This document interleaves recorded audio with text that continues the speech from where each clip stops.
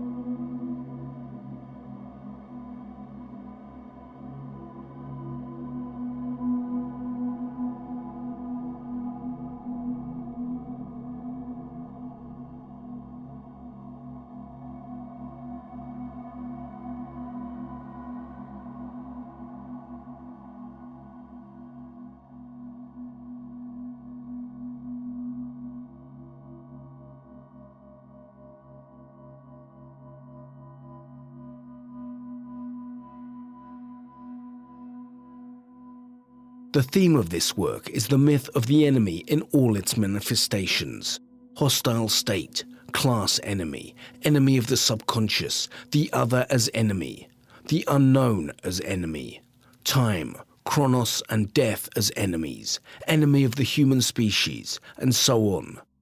My goal is to analyze how the image of the enemy is created and mythologized, and, on the contrary, how the righteous fighter and righteous war are created and mythologized, from simple soldier to holy warrior, and how the holy warrior becomes the enemy.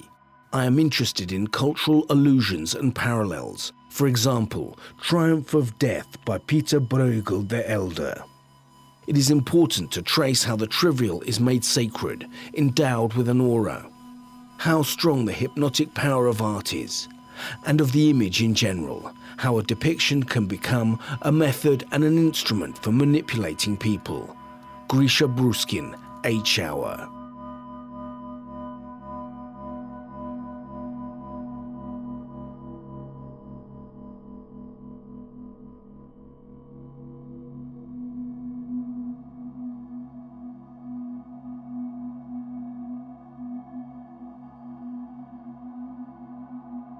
Bruskin's tableaus offer glimpses of the phantasmagorical interval after men and women have met the enemy they are to each other and themselves and been spun out by the conflagration into a black hole where historical time collapses.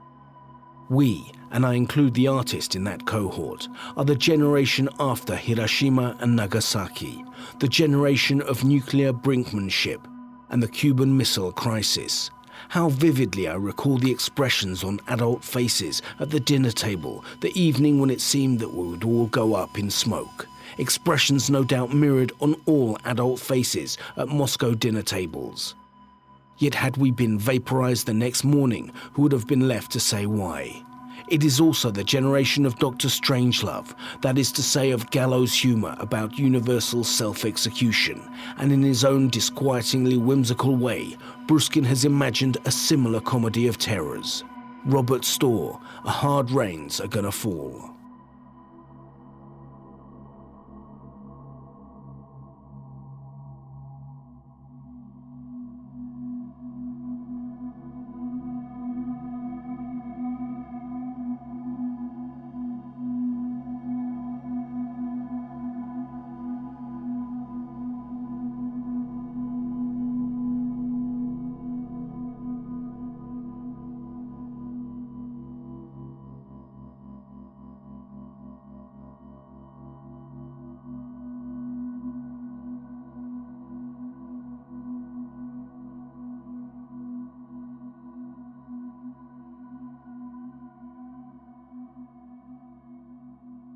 The starting point of this work are Soviet posters on civil defense, which in my childhood surrounded people in public places.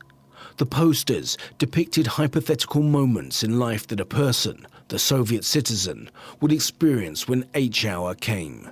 That is, when the enemy, Americans or Germans, attacked us. It was a compendium of rules in pictures, a general instruction, biblical commandments. As a child, I was strongly affected by these pictures. I imagined myself inside that strange, Kafkaesque world whose laws were inaccessible to me, or whose rules I had not learned in my homework. Every action inside the unlearned space violated laws I did not know and was punished.